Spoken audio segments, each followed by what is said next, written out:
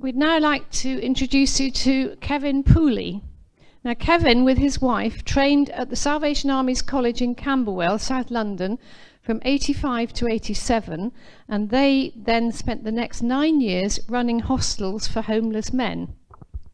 Since 2005, he's been social historian for the Salvation Army, based at the same college, and responsible for dealing with around 250 inquiries a year regarding the social work centres, particularly former maternity hospitals and homes.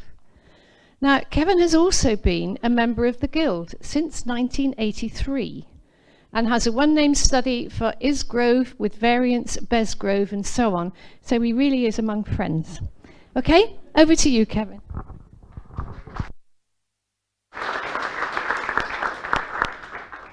Thank you very much. I certainly have been made welcome. I've spoken to one lady already who has discovered she has Pooley ancestry, as well as 3 people who have links with the Salvation Army of one kind or another. So that's very encouraging. I don't normally start a presentation with an apology, but I'm on medication that makes my hands shake. So occasionally I'll take several attempts to get something to work. Technology doesn't get on well with me, I'm afraid. Right. To begin with, I want to set the Salvation Army's social work, maternity work, in the context of the wider army and the social services of the Salvation Army. This is a fairly popular image of William Booth, our founder. Even among Salvationists, he's often thought of as being somebody very elderly, and in this case he was 80 when this picture was taken. He'd just come back from his last international preaching tour, visiting Denmark, Germany, Italy, the Netherlands and Switzerland. Not bad for somebody who was 80. Having returned from that last trip, after a short break, he set off on his last motor tour of the United Kingdom. He would go through towns and villages preaching from the open-top car, and in this case I think he's passing through Watford. He had made his first tour in 1899. I can't really imagine what a car looked like in 1899, but that's what it was like 9 years later. But William was a lot younger, just 36, when, with his wife Catherine, he founded a revival society in East London. The Salvation Army began life in 1865 as the East London Christian Mission, a small evangelical movement formed by William, a Methodist preacher, and his wife Catherine. It sought to bring the gospel to the poor of East London and began with William preaching on the Mile End Waste, an open space to the east of Whitechapel. His fiery preaching at both open air and tent meetings was intended to make converts that he would then pass on to other churches or chapels. But unfortunately, in the 19th century, poor people weren't welcome at all churches. So he found he had a growing congregation of his own. So he set up a string of meeting houses around the East End in particular. By 1869, the movement had gathered momentum and had open mission statements outside the East End of London, and then gradually outside London itself. So the name was changed first to the more generic Christian Mission, and now to the familiar Salvation Army. And the last name change that is endured to this day really puts people in mind of uniforms, insignia of rank, military style uniform. And of course William Booth at the head of the structure. Now, in the early days of the Salvation Army, Booth was accused of raising money for social work but spending it on evangelism. Because of these accusations, he organised the army so that field, as all the evangelical work was known, so that field and social departments were administered separately. In fact, it was 1991 before the two departments came together underneath one unified headquarters. The new arrangement was more efficient and reduced some of the duplication that had existed in previous years. But still, that prohibition on the movement of funds remains, so that money raised on social work for social work has to stay in social work. Now, the Heritage Centre We pride ourselves, as well as having a good collection of records, reasonably good collection of records, having an excellent collection of historical images. Unfortunately, this isn't one of them. This lady is Mrs. Elizabeth Cottle, a Salvationist from Whitechapel, so right where the army started. She's important because she unintentionally founded the Salvation Army social work, probably around 1881, in a kitchen. Mrs. Cottle had been at a late night meeting. In the Salvation Army, as with some other denominations, we refer to religious services as meetings. When a young woman was present who had gone out the front, wanted people to pray with her, and she'd got saved, she'd become a Christian. How can I be a Christian, she asked, the life I'm living? The traditional interpretation has been that she was a prostitute. It doesn't matter whether she was in prostitution or whether it was homelessness, living on the street, whatever. She had something that had been an obstacle, as she saw it, to her living this new, better life. Mrs. Cottle took her back to the home she shared with her husband, and her 6 children. It was nearly midnight. The rest of the family were in bed, so Mrs. Cottle gave this woman some food, made up a bed for her in the kitchen on some chairs with a couple of old coats to keep her warm. Now, it wasn't long before Mrs. Cottle really got into this sort of work, and she had started single-handedly our rescue work. There were occasions when she took 4 or more women home with her at night to this one little house. So she said, I began to pray for a bigger house. Well, in a sense, that's what she got. The truly astonishing thing is that it took the Salvation Army nearly 4 years from that first encounter to actually doing something substantial themselves. I think the army was really unsure what to do with this sort of new work. During the 1870s, we had run soup kitchens and food shops, but these were eventually abandoned to concentrate on evangelism. But Bramwell Booth, who was the son of General Booth and his chief of the staff, said that Mrs. Cottle should look for some rooms. Now, not the big Congregationalist church on the left, that's not the one you're looking at. The house you can see half of on the right, apart from one even worse drawing, that's all we've got at that very first rescue home. Now, this is Florence Booth, Bramwell's wife. Having set this official seal, I suppose, on the Salvation Army rescue work, he needed somebody to put in charge of it. So General Booth suggested that Flo should superintend in her spare time. Well, at this point, Flo was 21 years old and had a new baby, so obviously had lots of spare time. This map shows the distribution of what was by then known as the women's social work of the Salvation Army 7 years later. Concentrated still in London, but had moved out considerably. And this was the situation 20 years after that, and a further 6 children. With Florence still superintending, she was still running this, although presumably by now not in her spare time. I think it's useful, before we move on, to have a look at an overview of the wider Salvation Army social services. Because of the way it was founded, it was 2 separate strands, the men's social work and the women's social work. And it was 1978 before they joined together. Again, took a long time to get the idea. But you can see the sort of homes and hostels they went on to run at different parts of their existence, certainly up until the 1970s and 1980s.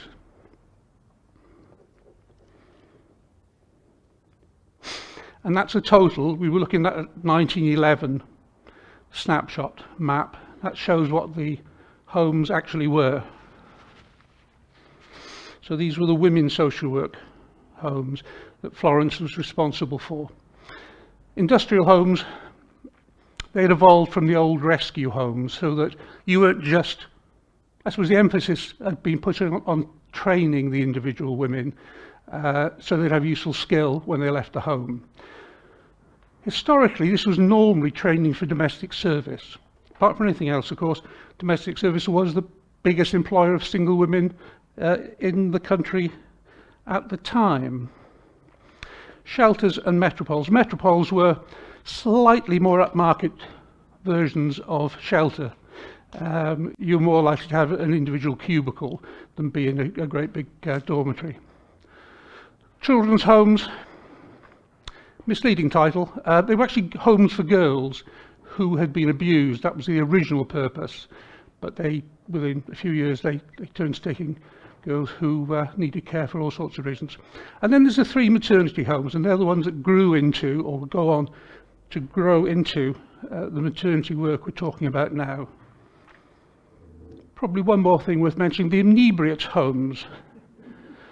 A lovely phrase. It's one of only 2 occasions where I've come across provision made by the Salvation Army Social Services specifically for middle-class women. They were very often, women might be brought to other homes by a brother or a sister, or they might come turn up themselves, self-refer, to use the modern jargon. But at these homes, they might be brought by their solicitor, or the husband might bring them in because their laudanum habit was getting a bit much. I just like that picture. So the maternity work was initially only a small part of the women's social work, but it's the development that followed on from these 3 homes that we're looking at now. Confusingly, we've called our maternity homes different things at different times. On two periods, we actually called them maternity homes. It's a little bit like the difference between a children's home and a home for children, I think, which we also ran. To get an idea of the scale of the work, so we're just narrowing our focus down to the maternity homes. In that bottom left-hand corner, you can see where the 3 came in 1911. For a period, roughly half a century, from 1920 to 1970, there were always at least 12 maternity homes in the network, and then they petered off down the far side. Our last maternity home, what you probably couldn't guess when, 1980. Well, I was astonished to discover that. What with the sexual revolution in the 60s and the change in social attitudes, yes, the client group had changed a bit. The reasons that they were there were slightly different, but they were still unmarried women who were having a child and usually didn't have anywhere else to go.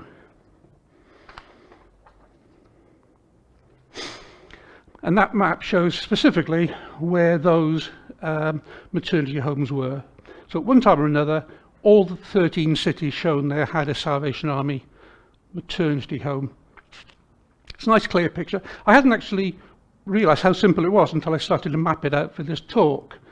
When you study the detail, there are over 50 homes spread through the decades and spread over the country. But it actually settles down to quite a neat little pattern. There were a couple that were evacuated during the war, so they went out into the countryside and then back in. But otherwise, those 13 cities. And this shows the development through time. So right at the top, you're looking at work starting in 1886. You've got, it was quite a few years before anything happened outside London, I suppose because that's where the organisation started. They opened a home in Liverpool in 1907, Cardiff in 1910. But then what fascinates me is what happened next. Between 1918 and 1923, we opened in all the other 10.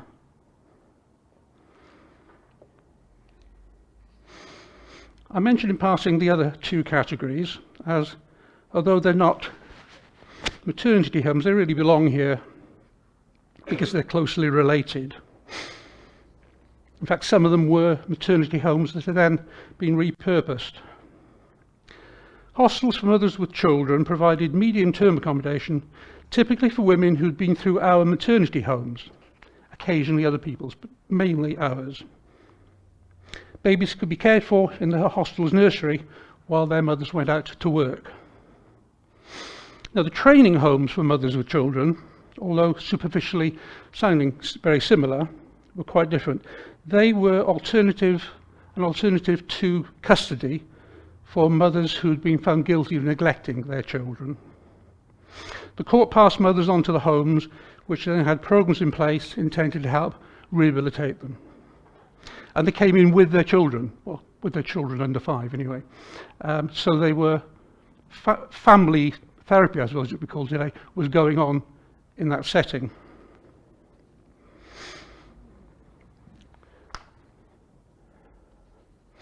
All these images are from such a hostel, the No, that's what it's called, the No, in Glasgow.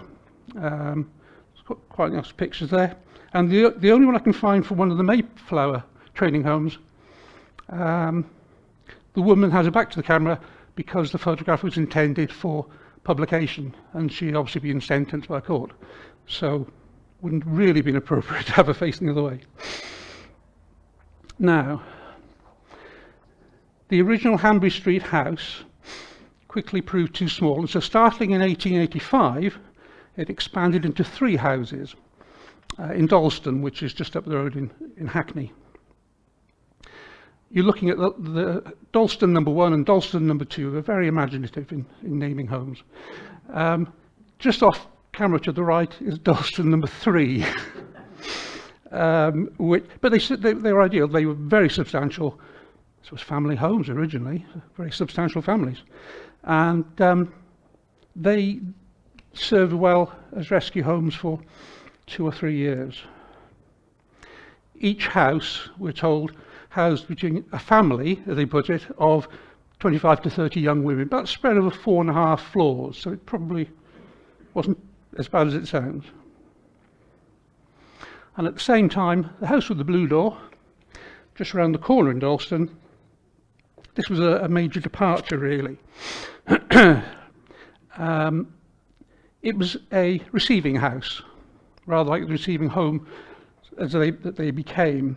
It was an office for Florence, but otherwise it was somewhere acted as a reception centre, so women could be referred to there either by Salvationists or other organisations, and from there they would be assessed and they could be allocated to spaces in other homes. While the rescue work was developing, the need for maternity work in its own right was becoming obvious, as a significant proportion of the women presenting for help were pregnant. They were admitted to the rescue homes, but it wasn't the ideal setting, and very often there was conflicts because of the different sort of client group. And so it's the maternity work we're going to look at from now on. Okay, in Mare Street in Hackney, in 1888, the Women's Social Work had a new headquarters. The one with the blue door obviously wasn't working out, needed a bigger building, but this also combined the receiving house within its own function. A much bigger building, Brent House, opened the same year. This was a specialised receiving house just for maternity cases, and it was also our first maternity hospital in this country.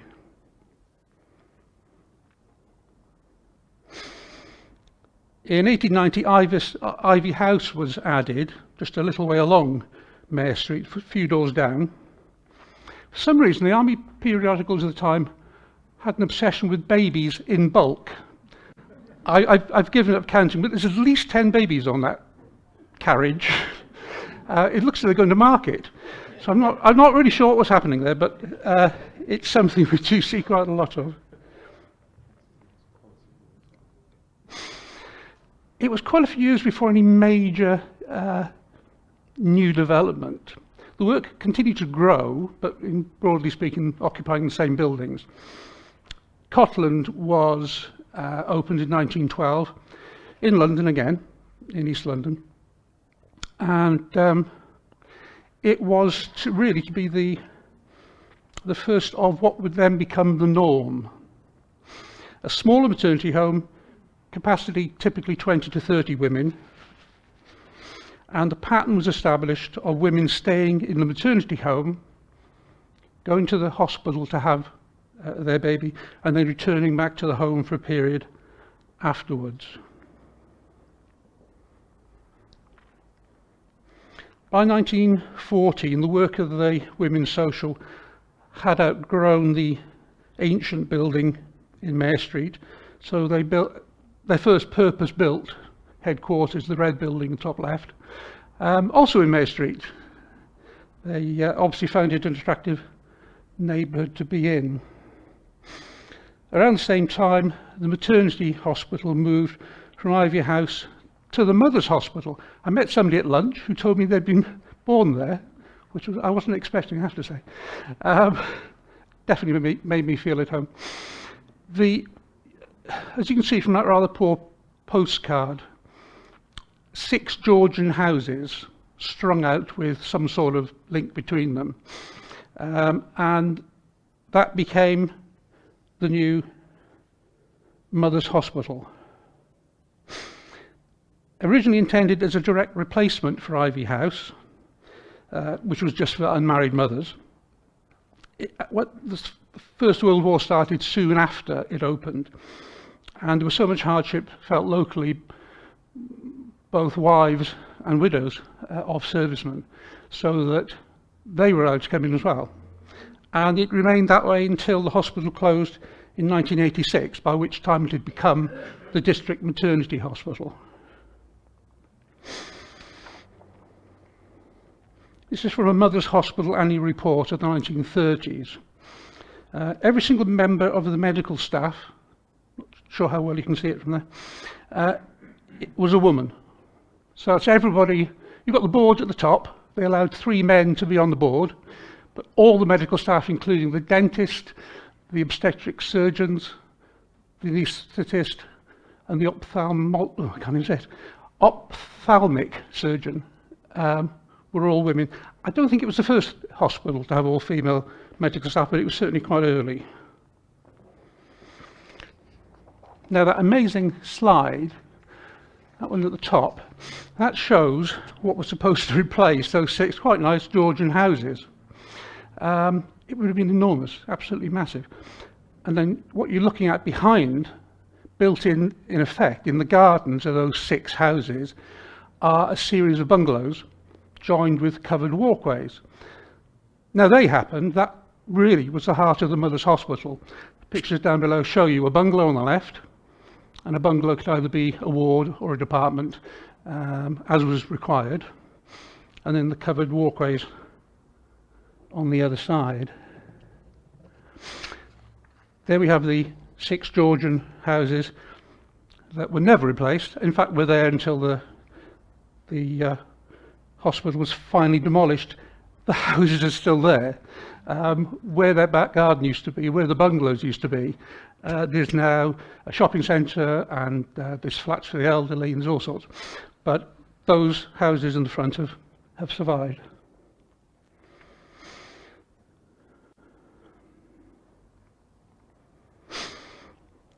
As well as delivering babies, the hospital also provided both ante and postnatal classes, as well as training midwives. We've got a scene bottom left is from the early months of the Second World War, and some of those women will be training to, I suppose, to operate in a war zone.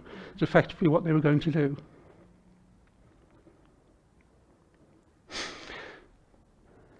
During the Second World War, some women wanted to stay in London to have their babies, while others preferred the option to be evacuated. So when the war came, some of the staff and equipment were evacuated to 2 dispersal sites, Willersley Castle in Derbyshire and Bragborough Hall in Northamptonshire.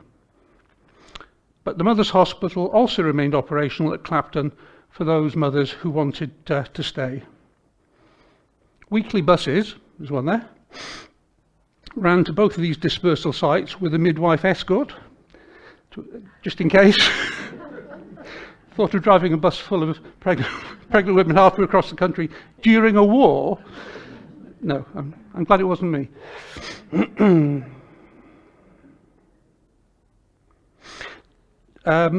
For those that stayed in Clapton, a shelter was dug. Now it's a bit dark. That's the best I could manage, I'm afraid.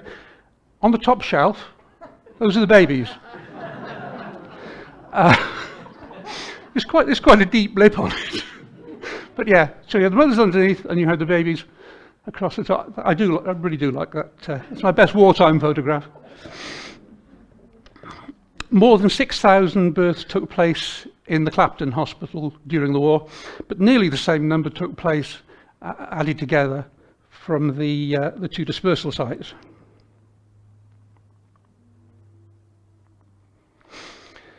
This was the last Salvation Army maternity home in the UK, called Crossways.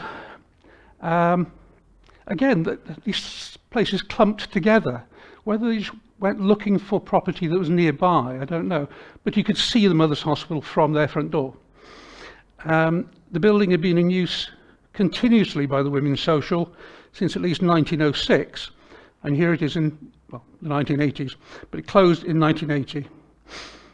It had been an industrial home, teaching women the use of large commercial scale knitting machines so that they, again, have a trade to fall back on. Right. But some of our maternity work didn't require a maternity home. From as early as 1896, nurses were going out from Ivy House to care for the poor sick of the district. Within a few years, can't be exactly sure when, but probably before 1900, a district midwifery service was being provided with, again, hard to be sure, but most of the women were paying something, but according to their individual needs. So there's 3 Ivy House midwives posing for the camera. Right, so the model of district maternity work that the Army adopted was for 2 qualified midwives to take a house, as the phrase was, which then became the district maternity post. And they worked from there. Now, the babies were delivered in the women's own home. The photo top right shows one such outpost, unidentified, I'm afraid, possibly one of the outer London ones later in 1940s. But with some of their customers. In addition, there was always at least one district run from the Mothers' Hospital. It was either Clapton or Shoreditch or one of the other relatively nearby ones, which was worked from the hospital as opposed to from a house. Now, until 6 months ago, we thought we had no records of any births to people using the district service. We then came across a set of 5 midwives registers that had been catalogued on our system as part of the Mothers' Hospital collection, but without their true meaning being appreciated. And it was only a little later on when I went looking through, and I realised it wasn't quite what we thought it was. What are we looking at?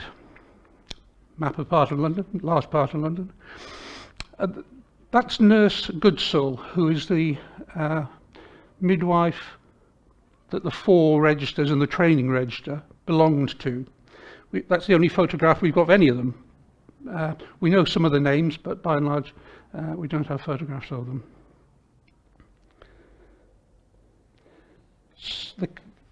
They covered a period from 1930 to 42.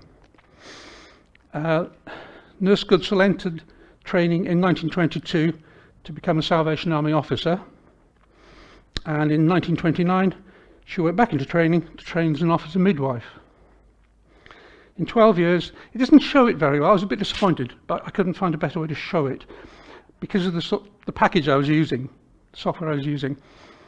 Ideally, I'd want a lot more very small pins. That's 1,100 births you're looking at. But the pins are so big, there's an awful lot of overlapping. So in 11 years, or nearly 12 years, she delivered a little over 1,100 babies.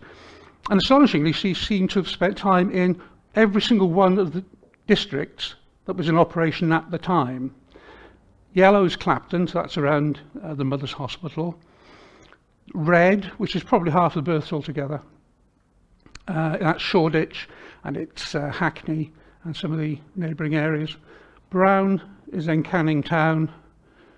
Green is, I think Green's Dagenham.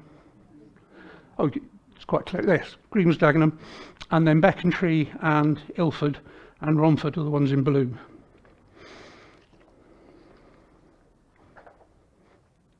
So that's the background. We've got the wider Salvation Army context, a bit about the social services, and quite a lot, I think, about the women's social work, in particular to do with the maternity work.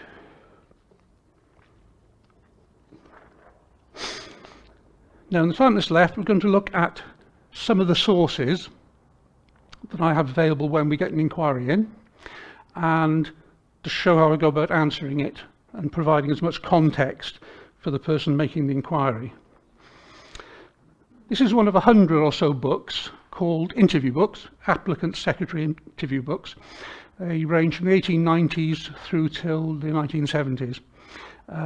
Typically, as in this case, they have two women's cases per page. And the one I'm looking at in particular is Mrs. Higgs. That probably isn't. Oh, top right-hand corner. There you go.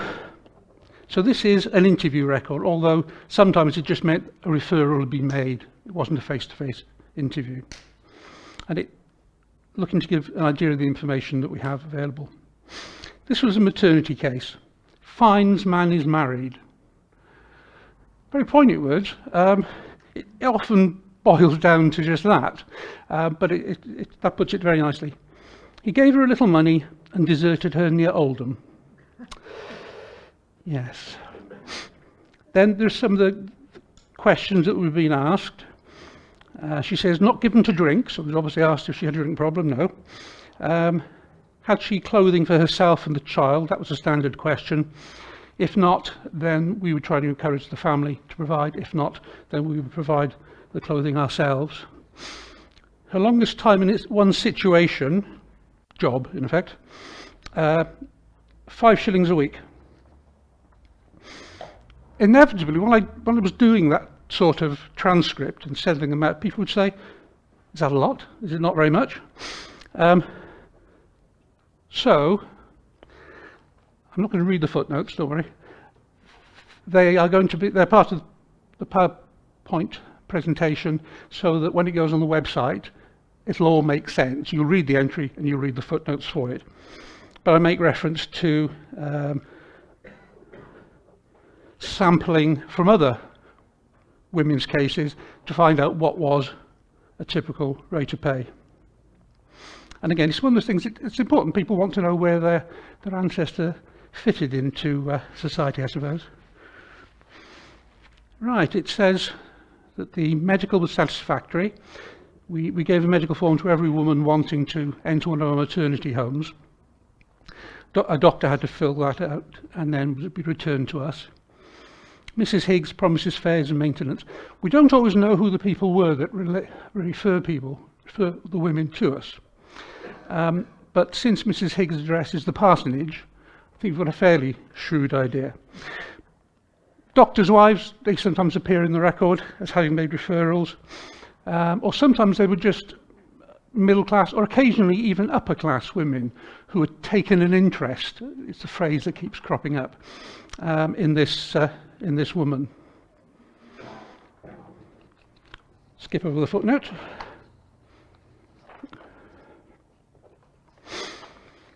Right. So that was the first item I was able to find for that woman. The second was an entry in the Ivy House maternity registers. That's the first 2 pages of the Ivy House maternity register, started in 1890. As you can see, they really hadn't thought it through. The first entry has about 7 lines, the next one has about 2. There's some scribbling at the bottom, and finally they decide to draw some straight lines and put it in a table. That's more or less how it stayed from then on. The transcript for that is, oh, there we are, that's the actual page with the lady's, excuse me, Mary Master. That's the individual woman's entry. So it's just one line, and it tells us in this case, she had a boy, October the 10th, 16-hour labour, not born at 9:45, LOA, that's the ideal position for giving birth, I'm told. And the transcript boils down to that because it is just one line. In one of these, no, it's not that one. No.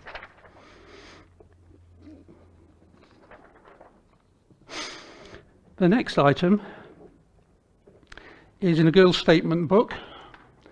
Now these are large tomes, normally 800 pages each. Each page is one woman's account, statement. And if a baby was born, there's another separate form stuck on it, literally glued into the page. The transcript for that tells us Brent House, we've heard about before, and this is where she went. Her name is a 2 in Roman numerals.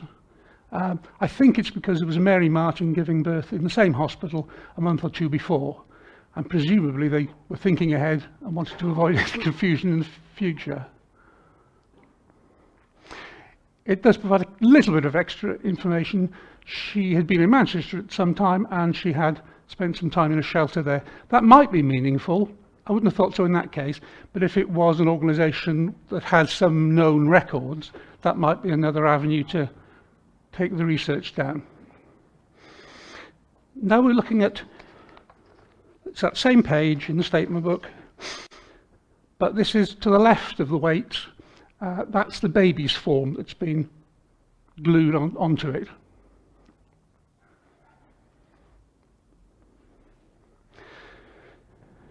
And that tells us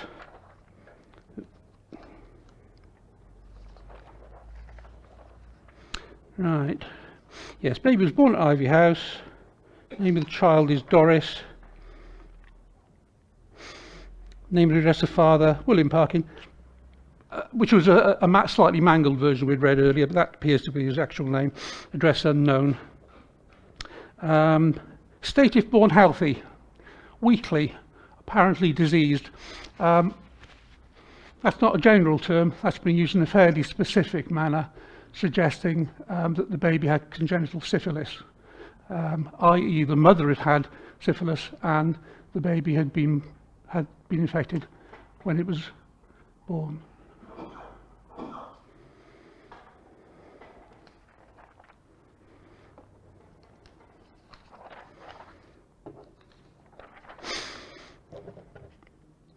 Oh, I do need to go back actually for that. Name and address of nursing mother. Wet nurse became nursing mother, became nurse mother, became foster mum really. It's that sort of historical progression. And the clerk filling out the form actually started to write Mrs. because they were always Mrs. They wouldn't be anybody else. And then they realised, no, that's not right. 26 Shaw Road. Never heard of that, no idea. I looked it up and discovered, would you believe it, it was a Salvation Army social centre. Which could be a bit embarrassing. And here we have, bottom right-hand corner, the article from The Deliverer, which is the women's social work periodical, about the Shaw Road Children's Home that I'd never heard of. The beginning of the second paragraph says, some of the sickliest babies were born in our maternity hospital, and being too delicate to be sent to nurse mothers, they were brought to Shaw Road, and their mothers pay what little they can towards their children's support. It's very rare to have a query about what does this mean. It actually tells us about their function in providing for sickly babies, which is what I've got on the previous sheet. So that was good. The whole thing of context is important.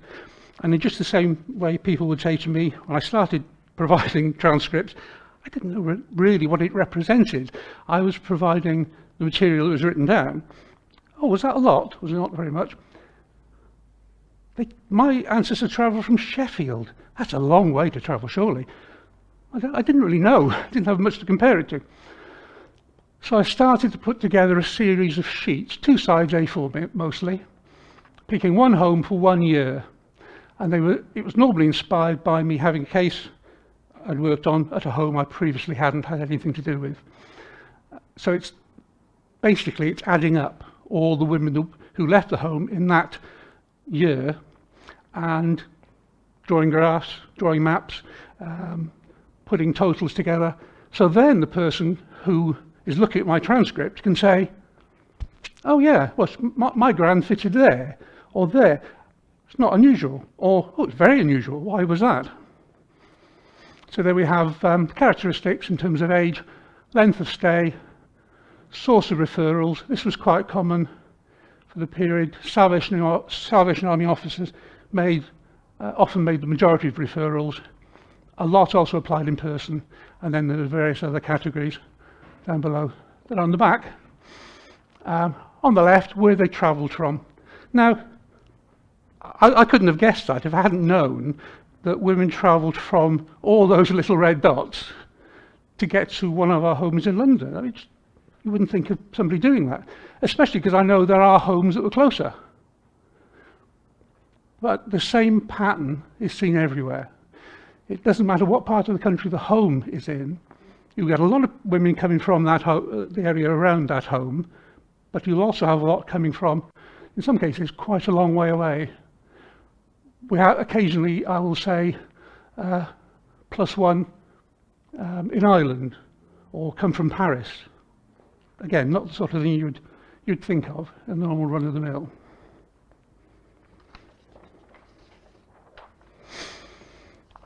So, all those bits of information were about Mary Martin and what I try to sort of, what light I try to throw on, rather than just taking a picture of the record and sending it off.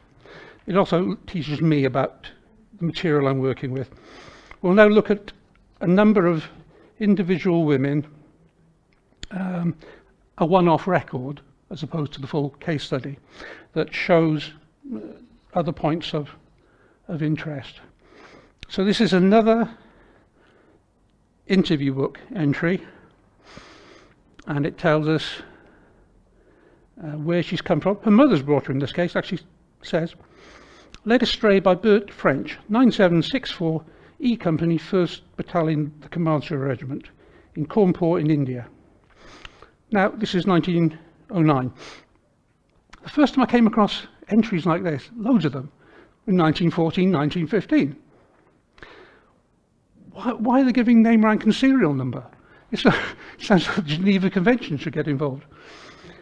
But of course it occurred to me, if you're going to send a letter to a man in the British Army, that's the information you needed to put on the envelope. Otherwise, there was a good chance he wouldn't be getting it. It may be wishful thinking, but I do sometimes interpret that as meaning it was more than a completely transient relationship. The very fact they'd been in communication by letter. Again, that will alter from case to case, obviously. Near the bottom, girl was a good worker. Oh, that's right, we wrote, obviously, to her employer for a reference. Girl, good worker, had to leave through her condition. I've never been more astonished than having read one of these entries, and it said, mistress would accept back after baby's been born. It goes against all the things you think society was like. And it's not a one-off. I come across a number of occasions like this. In some cases, maybe 2 or 3, I found where the mistress took the servant back along with the child. Now, I have no idea how that worked, whether it was a big enough household to have a nanny and the nanny looked after her baby as well as the baby. Something like that obviously happened because she moved back to that address and took the baby with her. If nothing else, this work's taught me to not to rule things out just because they seem a little unlikely on first reading. Right, this is a 1956 entry, completely anonymised, obviously, because it's 1956. PF, and then footnote number 3. Oh, I'm sorry, I'm reading a different one to you. That's better. PF, footnote number 3, name and address not transcribed. So it means we have the man's details, and we just published, if you like, we just transcribed the non-personal bit, the non-identifying information. When we have this sort of inquiry, very often it will be from a social worker who's working with an adopted person. The adopted person might come direct to us, and we provide this sort of material. We will give the name of the father if the record's more than 75 years old, if the man would now be 100 or more, or if the baby was affiliated to him, because that would mean a court had made a judgment about him being the father. The reason is because we give adoption societies all the other information we have. We don't hold anything else back. Is that we know from experience the names of the putative fathers in our records aren't always incredibly reliable. I have come across, I don't know, maybe half a dozen women's cases where they gave 2 names at different points in the process. They were interviewed, oh yes, his name's Joe Smith, but gave a different name when she was being discharged. So because of that, we don't provide the information. Going back before 1900, these are still statement book entries. These are the original statement books, but they're big. They are very large, sort of spell book size volumes, and they give a lot more information, as you can see in that one. There's a lot of free text spaces. Unfortunately, they changed the system in 1900. Maybe they found they didn't need that much information for the admin, or maybe it was just a lot of work to collect it. But what it means is, previous to 1900, again, this sounds counterinstinctual, we're likely to have more information if we've got information at all. Nothing very dramatic there. Cause of first fall under promise of marriage. Again, unfortunately, very common. That one mainly says no. Again, in some there'd be more information. Obviously, it does vary.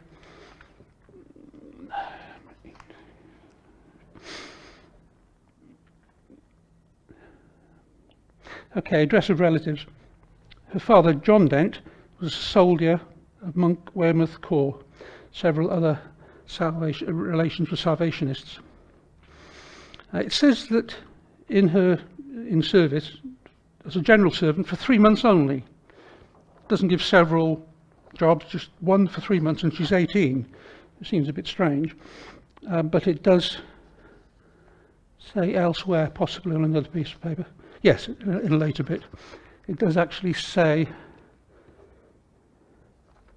oh yes, this is, before we get back to that, was engaged to a Salvation Army soldier, seduced under promise of marriage.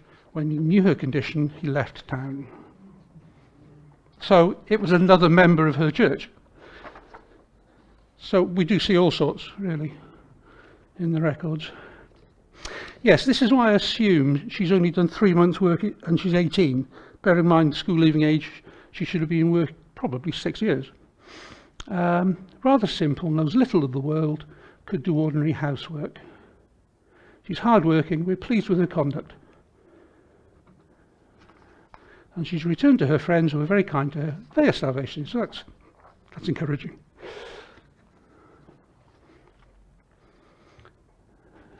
Oh yes, that's just the signatures and so on at the bottom. All right, this is a different kind of record again, looking at snapshots, one of each different kind of record we've got. Northlands, the Cardiff maternity home, we have more records than any other maternity home, in the country, out of all 50 of them. The reason being, the boxes, when it closed, the boxes were batched up and put in a cupboard, or big cupboard presumably, in the basement, and then forgotten about. So later, many years later, they were discovered. They came as a group. So we didn't have the problem we often have of records. We don't know where, but somewhere along the line, we've not got them. But in this case, we had a selection of dozens and dozens and dozens of boxes. This is a record card. Gives us some basic information. Good conduct, professing conversion.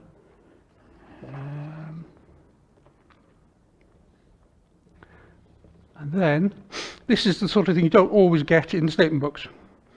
So the fact that her father had died before she was born, again, obviously to family historians that can be quite important.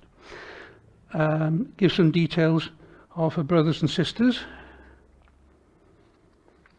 And then several of her jobs.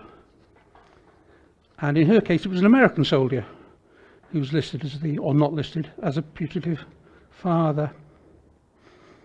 I like the write-up. Rose is not a rough type, but is clean in her habits and appearance. She's not fond of work. Running a home full of mainly teenage girls can't have been easy. Okay.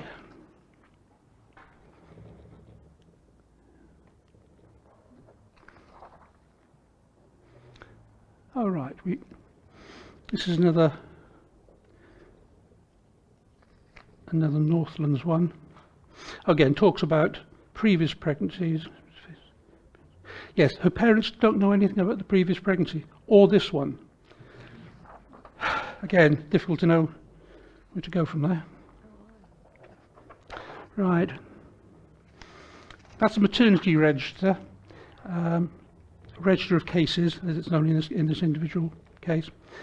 In effect, it gives us details such as when the midwife arrived, date and hour of birth, whether it was a full term birth, even what medication was given to her.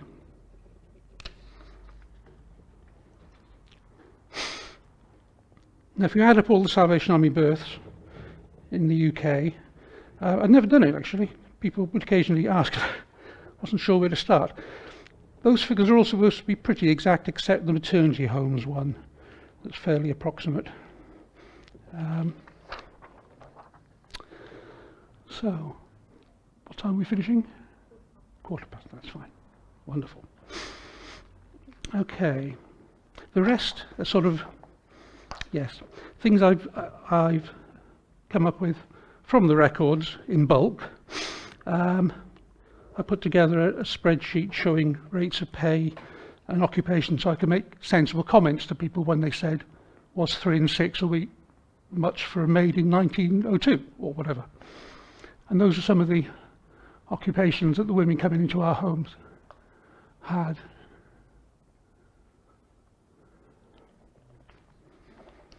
Now, these are obviously a collection of official job titles with the woman saying what it was they did, and in a few cases it's just an industry, but it gives us a very rough idea of the sort of background they'd come from.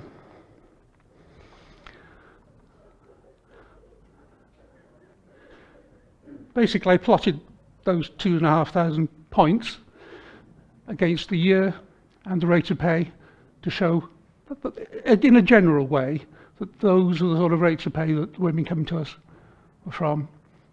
The real outliers at the top, the one on the left I think was a machinist in the First World War, the next one was a welder in the Second World War, and the one right at the top, in the 1950s she was a driller in some industry or other. Probably a question I'm asked more than any others, did all the babies go to be adopted?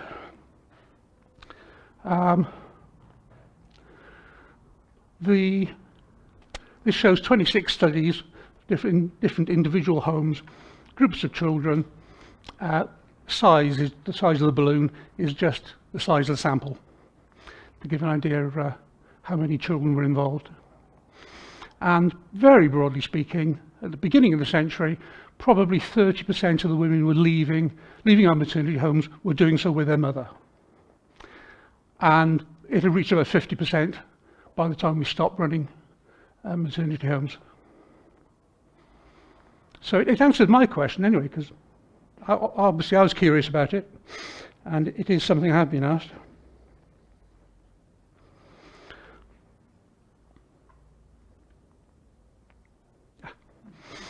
Occasionally in the statement books you find a horribly rusted paperclip, as in this case, which is holding some precious scrap of material.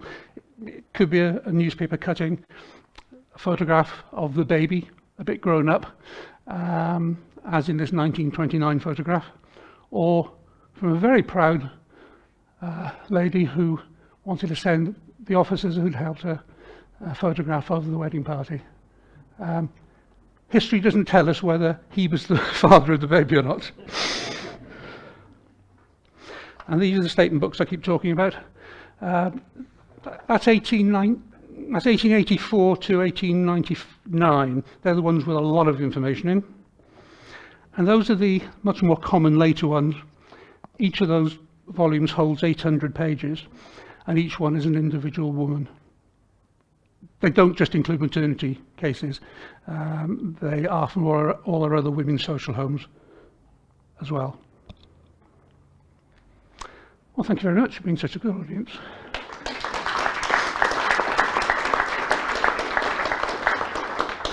Kevin, thank you very much. That was fascinating, not only to see what the records are, but your ways of analysing, what happened to the various people. So I'm sure if people have got ancestors there, I'm sure they will be in touch. Right, any questions from anybody, please? You've obviously answered everything. Oh dear. Yeah. I'm staying for the rest of the day if anybody wants to see me separately. There's somebody there. Oh, right, yep, good.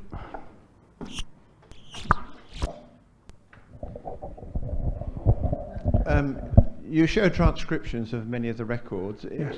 How well on are you with transcriptions of them all? It's just on demand. If you were to email me saying this is my grandmother, can I find out about her, I'd prepare a transcript. You have to find her. How do you find her with just the name? That's actually quite difficult. But it can be very straightforward. Depends how much you know. If you know, for example, there was a maternity case, and you'd be making it really easy if your family had told you which maternity home it had been and when the baby was born. That would take seconds. Obviously, the further away you get from that, the trickier it can be. But we'll try anything really we'll have a go. Right. I mean, the worst that can happen is we have to say, I'm sorry, we can't find a record. Right, thank but you. We'll certainly give it a go. Anybody else? Well, Kevin, thank you very much indeed. As I say, I'm sure you will find lots of people sneaking up to you to ask questions that they don't want to ask now. Right, it is now time for tea. There will be tea and coffee, and there's some food out there